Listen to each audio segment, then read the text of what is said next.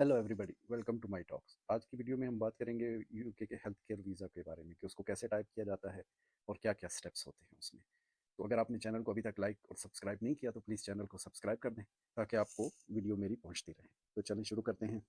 आप जब UK government की साइट में जाते हो तो आप ये वाला पेज खुलता है, health health and care worker visa.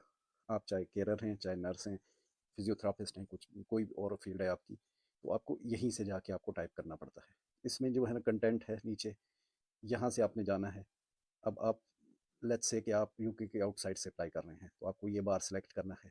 आप अपने बच्चों का और वाइफ का वीज़ा टाइप कर रहे हैं तो आपको ये वाला सेलेक्ट करना है। और अगर आप वीज़ा आपका एक्सपायर हो गया तो आपको नया वीज़ा टाइप कर रहे हैं तो आपको ये वाला बार सेलेक्ट करना है। ये इसका थोड़ा सा ख्याल रखेंगे। Apply from outside the UK, apply from inside the UK, और ये चीज़ें जो है आपने इसका ख्याल रखना है थोड़ा सा। आज हम जो है मतलब उसके बारे में बात करेंगे, डिपेंडेंट के बारे में, कि डिपेंडेंट का वीज़ा कैसे अप्लाई करते हैं। तो हम जाते हैं योर पार्टनर एंड चिल्ड्रन में। अच्छा, उसके बाद ये नीचे आते हैं, उसमें सारी डिटेल दी हुई है योर पार्टनर एंड चिल्ड्रन की, कि इसमें क्या क्या डॉक्यूमेंट्स चाहिए होते हैं और क्या क्या स्टेप्स हैं उसके। तो उसको हम वन बाय वन देखेंगे कि किस तरीके से करना है। योर वाइफ, योर हस्बैंड और योर वाइफ और your children can accompany you, लेकिन ये है कि चिल्ड्रन 18 साल से कम होने चाहिए आपके, तो वो आपको अकम्पनी कर सकते हैं। और अगर 16 ईयर से कम है और तो फिर उसका मतलब आपको उसके साथ एक टाइप करना पड़ता है कि अथॉरिटी लेटर कि भाई मैं इसको परमिशन दे रहा हूँ, जो भी गार्डियन है उसका। और उसके बाद वो भी अप्लाई कर सकते हैं। और ये कि money they need to support for them self. ये ज़्यादातर इसमें हमें ये नहीं चाहिए होता है, क्योंकि जो हमें हेल्थ केयर वीज़ा मिलता है वो स्पॉन्सर होता है। मतलब आपको जो सीओएस लेटर मिलता है उसके ऊपर लिखा होता है कि आपका स्पॉन्सर जो है आपको स्पॉन्सर करेगा आपके चिल्ड्रन को और आपके पार्टनर को। तो ये ज़्यादातर हमें नहीं चाहिए होता है। लेकिन अगर आपके सीओएस में मेंशन नहीं है तो फिर आपको ये रिक्वायरमेंट चाहिए होती है कि अगर आपका पार्टनर है तो 285 पाउंड, और एक एक बच्चे का 315, और फिर दूसरे जितने भी होंगे 200 पाउंड। आपको ये शो करना पड़ता है कि आपके बैंक अकाउंट में इतने पैसे हैं, को बैंक स्टेटमेंट साथ में लगानी पड़ती है। तो फिर अभी आते हैं कि apply from outside the UK.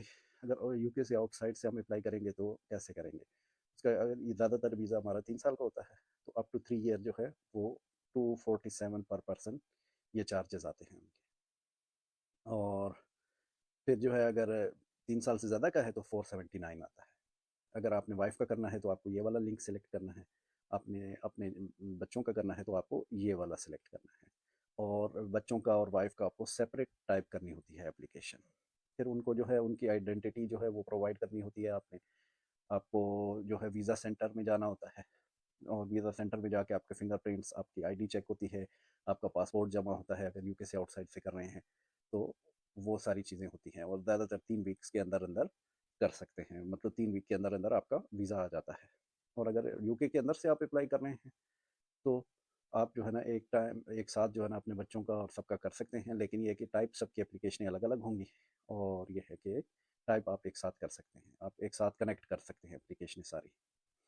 और ये है कि इसमें फिर ये है कि कैसे अप्लाई कैसे करना है। अगर आपका वीज़ा एक्सपायर हो गया है बच्चों का या वाइफ का, तो अगर वाइफ का एक्सपायर हो गया तो आपने ये वाला लिंक सेलेक्ट करना है। और अगर आपके उसका बच्चे का एक्सपायर हो गया तो आपको ये नीचे वाला लिंक सेलेक्ट करना होगा। फिर उसमें आइडेंटिटी देनी होगी, मतलब ये है कि फिर आपको दोबारा बायोमेट्रिक्स देने होंगे, आपको जाके एप्लीकेशन अटेंड करनी होगी। और फिर आपका बीआरपी आ जाता है। और जो बच्चे यूके में पैदा होते हैं उनको सिटीजनशिप नहीं मिलती डायरेक्टली, उनके लिए आपको अप्लाई करना पड़ता है। अगर कोई बच्चा पैदा हुआ है यूके में तो आपको ये वाले लिंक से जाके इसमें अप्लाई करना है। तो ये कुछ जो लिंक्स हैं मैंने आपके साथ शेयर किए हैं। और ये जो है इसमें नीचे थोड़ी सी और डिटेल है कि क्या कर सकते हैं आपके जो डिपेंडेंट हैं, वो काम कर सकते हैं, सही है। लेकिन ये है कि स्पोर्ट जो है वो मतलब स्पोर्ट पर्सन और कोचिंग जो है वो नहीं कर सकते। स्टडी कर सकते हैं, ट्रैवल कर सकते हैं यूके से, और परमानेंट रेजिडेंसी जब 5 साल पूरे हो जाते हैं तो उसके लिए अप्लाई कर सकते हैं। लेकिन ये है कि कोई उनको पब्लिक फंड अलाउ नहीं होते हैं। आज मैं टाइप कर रहा हूँ dependent visa from outside the UK, तो उस वाले लिंक में जाते हैं। मिलता हूँ आपसे अगले पेज में।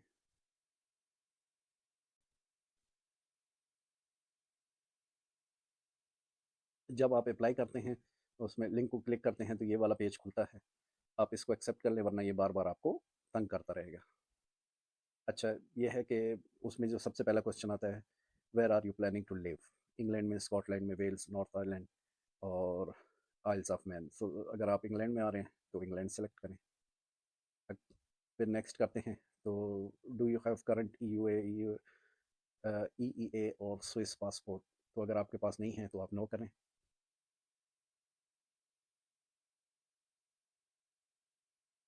अच्छा, फिर उसके बाद ये आता है कि आपका वीज़ा क्या है, मतलब वीज़े की टाइप क्या है। जो ज़ाहिर सी बात है, अगर आप एज ए डिपेंडेंट चाइल्ड आ रहे हैं तो जो हेल्थ वो आपको जो जो आपको कर रहे हैं, स्पॉन्सर कर रहे हैं, उनका वीज़ा क्या है।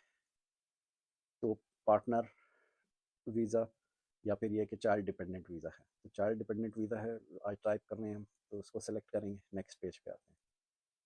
अच्छा, इसमें जो है ये पूछा गया है कि वो वाला कंट्री बताएं जिस कंट्री में आपने बायोमेट्रिक्स देने हैं। तो आपको इस वाले कॉलम में आपने लिखना है कि इस वाले कंट्री से हमने करना है। लेट्स से कि यूएई लिखते हैं कि यूएई में जाके हमने वीज़ा करवाना है, तो यूनाइटेड अरब एमिरेट्स, नेक्स्ट। अच्छा, इसमें फिर ये कि check available visa application centre location. तो VSF ग्लोबल का आपको चेक करना पड़ता है पहले कि आपके जहाँ जोन सा सिटी, जोन सा कंट्री आपने सेलेक्ट किया है वहाँ पे है या नहीं है। और ये है कि अगर आप पाकिस्तान में हैं या इंडिया में हैं तो यूएई सेलेक्ट नहीं करें, अपनी कंट्री को सिलेक्ट करें। क्योंकि अगर वहाँ का सिलेक्ट करते हैं तो उसमें फिर ये पूछता है कि आपके पास जो है मतलब वीज़ा है या नहीं है। अगर आपके पास वीज़ा नहीं है तो फिर ये है कि वो आपको अलाउ नहीं करते हैं वहाँ आने के लिए। तो इसमें ये है कि उन्होंने चेक कर लिया है, जहाँ से हमने बायोमेट्रिक्स हो सकता है तो हम इसको सिलेक्ट करेंगे। सही है। अच्छा, फिर उसके बाद जो है थोड़ी सी इंफॉर्मेशन है कि क्या क्या, मतलब अगर डिपेंडेंट आ रहा है आउटसाइड द यूके तो कौन कौन से डिपेंडेंट आ सकते हैं।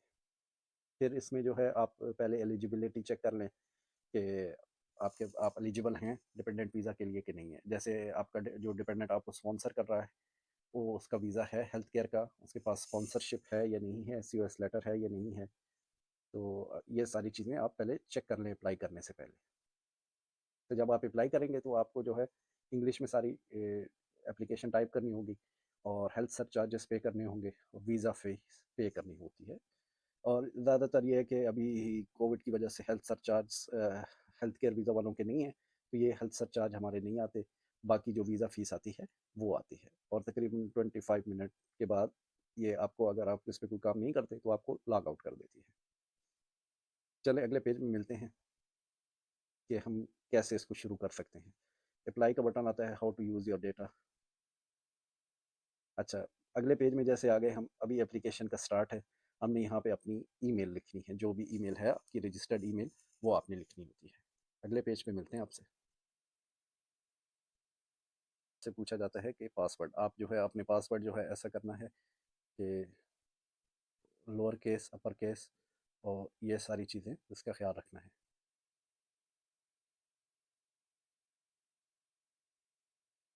ईमेल डाल ली, उसका पासवर्ड सेलेक्ट कर लिया, तो फिर आपके पास ये पेज खुलता है। सबसे पहला जो है person you are applying with और ज्वाइनिंग, मतलब इसमें आपको उनकी डिटेल देनी है जो आपको स्पॉन्सर कर रहे हैं। तो यहाँ पे थोड़ी बहुत ये मिस्टेक ज़्यादातर ये होती है कि हम जो है मतलब जिसकी एप्लीकेशन टाइप कर रहे हैं उनका नाम लिखते हैं, लेकिन यहाँ पे उनका नाम नहीं आएगा। यहाँ पे उनका नाम आएगा जो आपको स्पॉन्सर कर रहे हैं, जैसे आपके हस्बैंड हो गए या आपकी वाइफ हो गई या फिर ये है कि आपके फादर हो गए, तो उनका नाम आता है। अगले पेज पे मिलते हैं आपसे। पेज पे आते हैं, अगले पेज में आते हैं कि पासपोर्ट नंबर है या नहीं है। पासपोर्ट नंबर आपने इसमें डाल दिया। अगले पेज पे मिलते हैं आपसे। अच्छा, फिर जब आपने कर लिया, ये कर लिया, तो उसके बाद पूछते हैं कि आप उनके साथ ट्रैवल कर रहे हैं या उनके बाद कर रहे हैं या उससे उनसे पहले कर रहे हैं। तो फिर ये है कि आपने अपने सर्कमस्टेंसेस के मुताबिक आपने ये सिलेक्ट करना है। ये करंट इमिग्रेशन स्टेटस क्या है जिसके साथ आप रह रहे हैं, तो उनको आप सिलेक्ट करेंगे कि कौन सा वीज़ा है उनके पास। टायर 2 सिलेक्ट करते हैं, स्किल वीज़ा, टायर 2 जनरल। और यह है कि फिर उसमें दो चीज़ें, तीन चार चीज़ें पूछते हैं कि होम ऑफिस का रेफरेंस नंबर है, VAF नंबर है या फिर GFR नंबर है। अब ये सारे नंबर जो है, जब आप जो पहला बंदा जो है जो स्पॉन्सर आपको कर रहा है, जब वो एप्लीकेशन अपनी टाइप करते हैं तो ये सारे नंबर वहाँ पे होते हैं। और हम जो है मतलब ये सिलेक्ट कर रहे हैं GF GWF नंबर। अगले पेज पे मिलते हैं आपसे। एप्लीकेशन का स्टेटस क्या है। स्टेटस ऑलरेडी उनको परमिशन है रहने की, आप यस सिलेक्ट करते हैं। अच्छा, फिर जो है आपसे जो पूछा जाता है सीओएस नंबर या सीएएस स्टेटमेंट। तो वो सीओएस नंबर आपने उनका लिखना है जो आपको स्पॉन्सर कर रहे हैं सबसे पहले, क्योंकि उनका स्पॉन्सरशिप वीज़ा आता है तो वो वाला नंबर लिखना है। अगले पेज पे मिलते हैं आपसे। फिर ये पूछते हैं, अगला जो सेक्शन आता है हेल्थ एंड केयर वीज़ा। और ये है कि अगर ऑलरेडी एलिजिबल हैं तो आपको जो है एम्प्लॉयर आपका प्रोवाइड करता है स्पॉन्सरशिप, तो आपने यस सेलेक्ट करना है। फिर वो आपसे दोबारा पूछते हैं कि कंफर्म है कि आपका हेल्थ केयर वीज़ा है, तो आपने यस दोबारा कंफर्म। नेक्स्ट पेज पे वो पूछते हैं कि शॉर्ट ऑक्यूपेशन है, क्योंकि मेडिकल से रिलेटेड है हमारा health care visa, short occupation में आता है, ये यस करते हैं। फिर ये एक पूछते हैं कि आपका सी ओ एस रेफरेंस नंबर है, तो वो आपके पास सी ओ एस रेफरेंस नंबर होता है, वो आप यहाँ पे लिख सकते हैं। अगले पेज पे मिलते हैं। फिर जब अगला क्वेश्चन आता है, तो अगला पेज आता है, उसमें ये पूछते हैं कि लेंथ क्या है स्पॉन्सरशिप की। 3 साल और 3 साल से कम है तो इसको सिलेक्ट करेंगे, अगर 3 साल से ज़्यादा है तो आप 3 साल से ज़्यादा को सिलेक्ट करें। अच्छा, फिर स्पॉन्सर वेरीफाइंग मेंटेनेंस, ये कि आपके यूएस में लिखा होता है कि वो वेरीफाई कर मेंटेनेंस जो है आपकी एग्री करता है या नहीं। ज़्यादातर ये है कि स्पॉन्सर जो होते हैं हेल्थ केयर वीज़ा के वो एग्री करते हैं, तो आप उसको येस सेलेक्ट करें। जैसे शुरू में आपको बताया था कि अगर वो एग्री नहीं है मेंटेनेंस के लिए, तो फिर आपको बैंक स्टेटमेंट शो करनी पड़ती है। फिर ये आता है कि चेक योर आंसर, आप एक बार क्विकली चेक कर लें जो आपने किया है। अगले पेज पे मिलते हैं फिर। अच्छा, फिर ये पूछा जाता है कि आपको ईमेल जो है, आप इस जो आपने ईमेल डाली थी उस पर कांटेक्ट कर सकते हैं कि नहीं। ये आपने उसमें बताना है कि ईमेल किससे बिलोंग है, आपकी है या किसी और की है।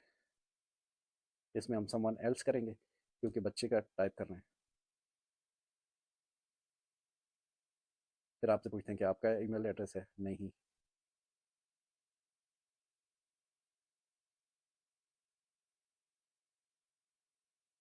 फिर आपसे फ़ोन नंबर पूछते हैं, आपने अपना यहाँ पे फ़ोन नंबर डालना है।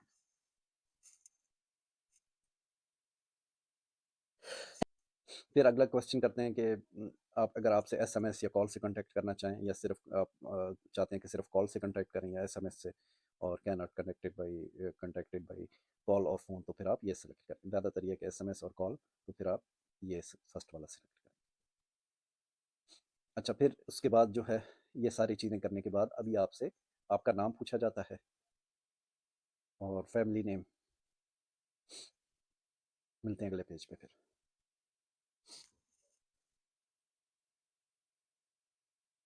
अच्छा, इसमें फिर अगला जो ऑप्शन आता है कि एनी अदर नेम, अगर आपका मतलब शादी के बाद आपने नेम चेंज किया है या किसी और वजह से आपने नेम चेंज किया, तो आपने इसमें प्रोवाइड करना है, नहीं है तो फिर आप इसमें नो कर दें। अच्छा, इसमें आपने बताना है अपने सेक्स के बारे में कि मेल है, फीमेल है या अनस्पेसिफाइड है। अगले पेज में मिलते हैं फिर आपका एड्रेस पूछा जाता है। अगले पेज में आपने एड्रेस वहाँ का डालना है जहाँ पे आप रह रहे हैं अभी। लेट्स से कि आप दुबई से टाइप कर रहे हैं, तो आपने दुबई का एड्रेस यहाँ पे डालना है। अपने एड्रेस डालना है, कंट्री का डालना है, और फिर उसके बाद जो है उससे ये पूछते हैं कि आप इस एड्रेस के थ्रू आपसे कांटेक्ट कर सकते हैं। अगर कर सकते हैं तो यस, नहीं तो नो। अगले पेज पे मिलते हैं। अच्छा, अगले पेज में पूछते हैं कि इस प्रॉपर्टी के बारे में कि कितने साल आपने रहे हैं। आप जैसे रेंट पे रह रहे हैं तो आप रेंट का सिलेक्ट करें, और कितने साल रहे हैं, मंथ रहे हैं, डेज रहे हैं, तो वो आपसे पूछते हैं। अगले पेज पे मिलते हैं फिर अगले पेज में आपकी पासपोर्ट की डिटेल पूछते हैं कि आपका जो है पासपोर्ट नंबर और कहाँ से इशू हुआ है, और उसकी एक्सपायरी डेट और इशूइंग डेट, ये सारी चीज़ें पूछते हैं। अगले पेज में मिलते हैं फिर अगला जो है जो पेज आता है उसमें पूछते हैं कि आपका नेशनल आइडेंटिटी कार्ड है या नहीं है। ये है कि आपका यूके का नहीं पूछते, जो जिस कंट्री में आप रह रहे हैं वहाँ का पूछते हैं, या आपका जो होम कंट्री है वहाँ का आईडी कार्ड। अगर आपके पास है तो यस, नहीं है तो नो करना है। अच्छा, फिर उसके बाद जो उसमें पूछते हैं, अगला पेज आता है उसमें पूछते हैं आपकी nationality, country of birth, place of birth और डेट ऑफ बर्थ। अगले पेज में मिलते हैं फिर इसमें अगले पेज में पूछते हैं कि आपकी कोई और नेशनलिटीज़ हैं या नहीं है। अगर हैं तो आप यस, नहीं है तो नो। फिर ये पूछते हैं कि आपका रिलेशनशिप क्या है, जो जिसके साथ आप अप्लाई कर रहे हैं उसमें रिलेशनशिप क्या है, तो वो आप उसमें सेलेक्ट करते हैं।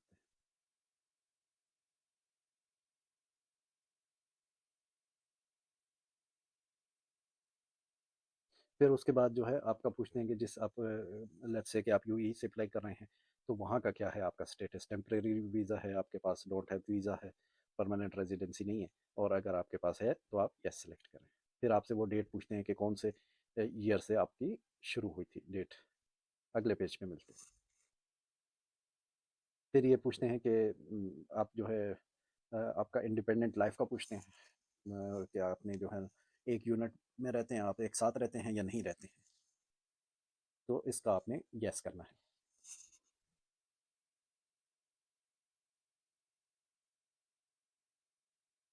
और फिर इसमें अगले सेक्शन में पूछते हैं कि आप कब ट्रैवल करना चाह रहे हैं, तो इसमें आप डेट डालें जिस डेट को आप अप्रॉक्सीमेटली ट्रैवल करना चाह रहे हैं। अगले पेज पे मिलते हैं। फिर आपसे जो है लैंग्वेज पूछी जाती है कि किस लैंग्वेज में आप बात करना चाह रहे हैं एप्लीकेशन के बारे में। आप इंग्लिश में करना चाह रहे हैं तो इंग्लिश सेलेक्ट करें, कोई और लैंग्वेज है तो अदर करें।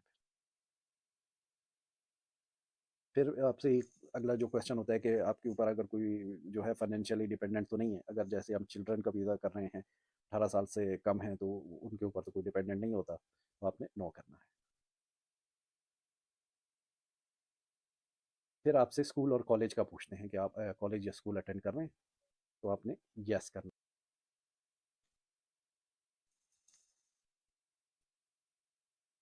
अच्छा, फिर जब आपने कर लिया, ये कर लिया, तो उसके बाद पूछते हैं कि आप उनके साथ ट्रैवल कर रहे हैं या उनके बाद कर रहे हैं या उससे उनसे पहले कर रहे हैं।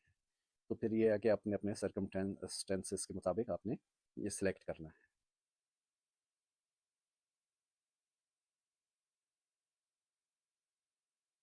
अच्छा, फिर ये पूछा जाता है कि करंट इमिग्रेशन स्टेटस क्या है जिसके साथ आप रह रहे हैं, तो उनका आप सिलेक्ट करेंगे कि कौन सा वीज़ा है उनके पास। टायर टू सिलेक्ट करते हैं skill visa, tier two general. और यह है कि फिर उसमें दो चीज़ें, तीन चार चीज़ें पूछते हैं कि होम ऑफिस का रेफरेंस नंबर है, वीएफ नंबर है, या फिर जीएफआर नंबर है। अब ये सारे नंबर जो है, जब आप जो पहला बंदा जो है, जो स्पॉन्सर आपको कर रहा है, जब वो एप्लीकेशन अपनी टाइप करते हैं, तो ये सारे नंबर वहाँ पे होते हैं। और हम जो है मतलब ये सिलेक्ट कर रहे हैं जी एफ GWF नंबर। अगले पेज पे मिलते हैं आपसे। फिर अगले पेज में आते हैं, तो उसमें डिटेल पूछते हैं मदर और फादर की, दोनों की डिटेल देनी होती है। आप कोई एक भी सिलेक्ट कर सकते हैं, मदर का पहले सिलेक्ट कर लेंगे, फादर का सिलेक्ट करना, उनकी डेट ऑफ बर्थ, उनकी नेशनैलिटी, ये सारी चीज़ें आती हैं। तो अगले पेज में मिलते हैं आपको।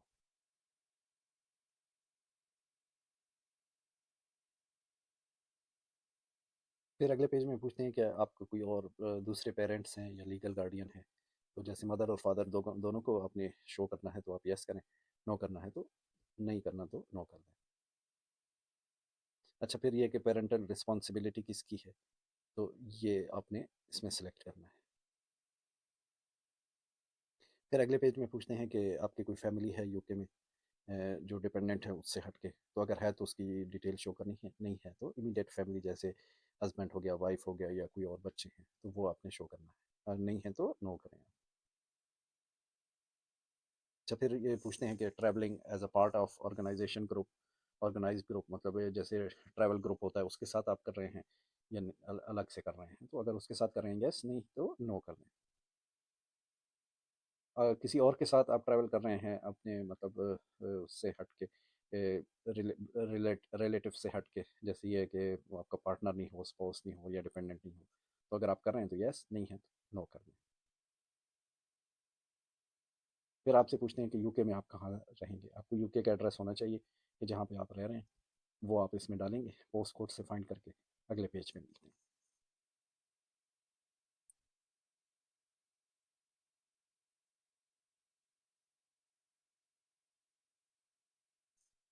फिर वो आपसे पूछते हैं कि इसके अलावा कोई और अपने होटल में रह रहे हैं या किसी और दोस्तों के साथ यूके में आप रहेंगे, तो अगर रहेंगे तो आपने वहाँ पे यस करना है, नहीं रहेंगे तो नो कर।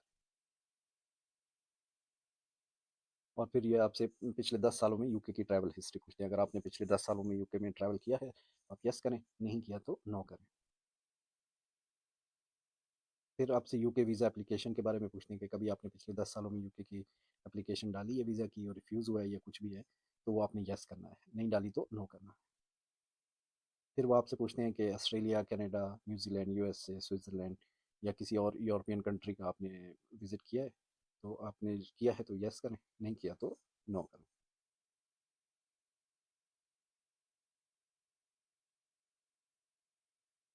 फिर अगले पेज में आपसे पूछते हैं आपकी world history, UK, USA, Canada, Australia से हट के कहीं और अगर आपने किसी और कंट्री में ट्रैवल किया है तो वो आप इसमें शो करते हैं। अगले पेज में मिलते हैं फिर। गए हैं वर्ल्ड में तो अगर गए हैं तो यस करें, नहीं गए तो नो करें। फिर आपकी इमिग्रेशन हिस्ट्री पूछते हैं कि आपका कभी यूके का वीज़ा रिफ्यूज़ हुआ है तो आपने उसमें यहाँ की डिटेल लिखनी है, अगर नहीं हुआ तो आपने नो कर देनी है। फिर उसके बाद जो क्वेश्चन होता है breach of UK immigration law, तो आप अगर किसी तरीके से ब्रीच हुआ है तो आपने उसकी डिटेल लिखनी है, नहीं हुआ तो आपने नो करना है। फिर इसमें जो है ना क्रिमिनल हिस्ट्री पूछते हैं आप, कन्विक्शंस और अदर पेनल्टीज़, अगर आपकी कोई कन्विक्शन क्रिमिनल एक्टिविटीज़ हैं या कुछ इस तरह का तो आपने यहाँ पे शो करनी है अपनी कन्विक्शंस, अगर नहीं है तो आपने नो करनी है। फिर उसके बाद जो अगला क्वेश्चन होता है वार क्रिमिनल्स के बारे में, वार क्राइम्स के बारे में होता है। ये लिंक है, आप इसको एक बार देख लें, अगर किसी तरीके से ब्रीच हुआ है तो आपने इसमें ऑप्शन में डिक्लेयर करना है, नहीं हुआ तो आप नो करें। फिर इसको टिक करें कि भाई मैंने सब इन्फॉर्मेशन रीड कर ली है। फिर टेररिस्ट एक्टिविटीज़ और ऑर्गेनाइजेशनल व्यू, अगर किसी तरीके से आप एक्सपोज हुए हैं तो आपने इसमें करना है, डिक्लेयर करना है, अगर नहीं हुए तो आपने नो करना है। और इसमें जो ऊपर लिंक है इसको आप एक बार पढ़ लें और फिर उसके बाद इनका क्वेश्चंस का आंसर दे सकते हैं। अगले पेज पे मिलते हैं। फिर उसके बाद जो अगला क्वेश्चन आता है पर्सन ऑफ गुड करेक्टर, कि आप अपने करेक्टर के बारे में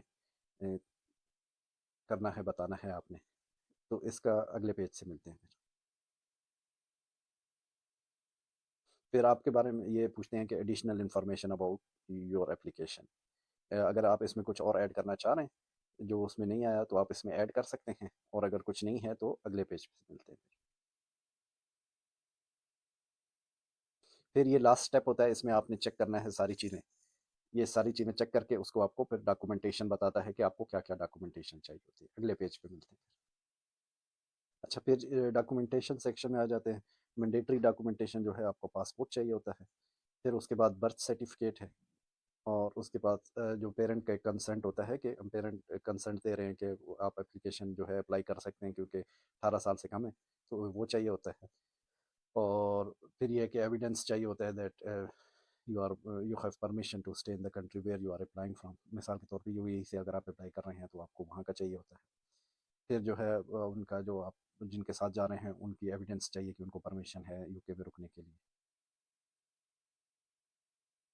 फिर ये कि ट्यूबरक्लोसिस का टेस्ट पूछ सकते हैं कि अगर आपको कभी ट्यूबरक्लोसिस का टेस्ट जो है पिछले 6 महीने में हुआ है या नहीं हुआ, एक्सरे हुआ है या नहीं।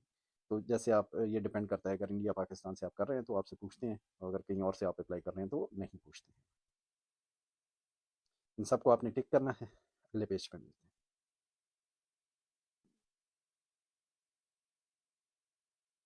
फिर अगला जो पेज आता है उसमें ये है कि बीआरपी के लिए आपको थोड़ी इन्फॉर्मेशन दी होती है कि बीआरपी आपको यूके में आके अपने पोस्ट ऑफिस से अपने बीआरपी लेना है, तो उसके लिए इन्फॉर्मेशन जो है आपने देनी है कि आप कलेक्ट करेंगे या फिर किसी और लोकेशन से आपने लेनी है। आप ज़्यादातर पोस्ट ऑफिस से कलेक्ट करते हैं, तो आप यहाँ पे वो एड्रेस लिखें जहाँ आप रह रहे हैं, तो करीब जो पोस्ट ऑफिस होगा वहाँ पे आपका बीआरपी आ जाएगा, तो आपको वहाँ से कलेक्ट करना होगा। अगले पेज पे मिलते हैं फिर। फिर उसके बाद जो है सर्विस आपने चूज़ करनी है कि आपने एप्लीकेशन वीज़ा की पे की है, तो आपको ये चूज़ करनी है कि कौन सी सर्विस आप यूज़ करेंगे। तो इसमें अर्जेंट नहीं आता, कभी अर्जेंट भी आता है, अगर आपको अर्जेंट चाहिए होता है तो अर्जेंट वाला भी होता है। आपको उसमें जब आप एप्लीकेशन शुरू में करते हैं तो उसमें आपको बताना होता है, लेकिन ये कि स्टैंडर्ड जो है इसमें आपने ये सिलेक्ट करनी है और इसमें अगली पेमेंट की तरफ जाएंगे। फिर जो है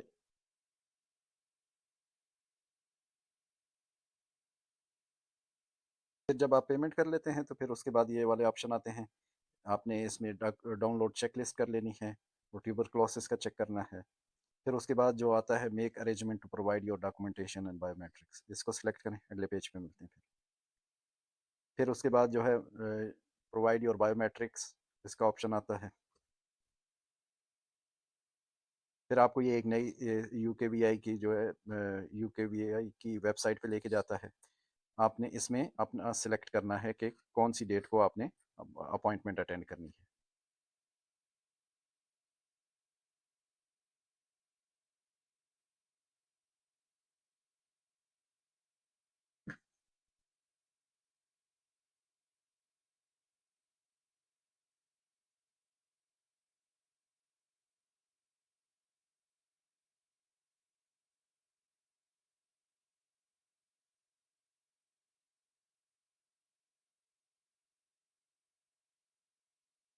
आपने अपॉइंटमेंट सेलेक्ट कर ली, उसके बाद फिर आपने सेंटर में जाके अपनी डॉक्यूमेंटेशन जो है या तो अपलोड कर लें, या फिर ये कि आप वहाँ पे जाके प्रोवाइड करें, तो आपकी एप्लीकेशन फिनिश होगी। उम्मीद करता हूँ कि आपकी आज की ये वीडियो आपको पसंद आई होगी। अगर पसंद आई है तो प्लीज़ चैनल को सब्सक्राइब कर दें, अपने दोस्तों के साथ शेयर करें। अपना ख्याल रखिएगा, मिलते हैं अगली वीडियो के साथ।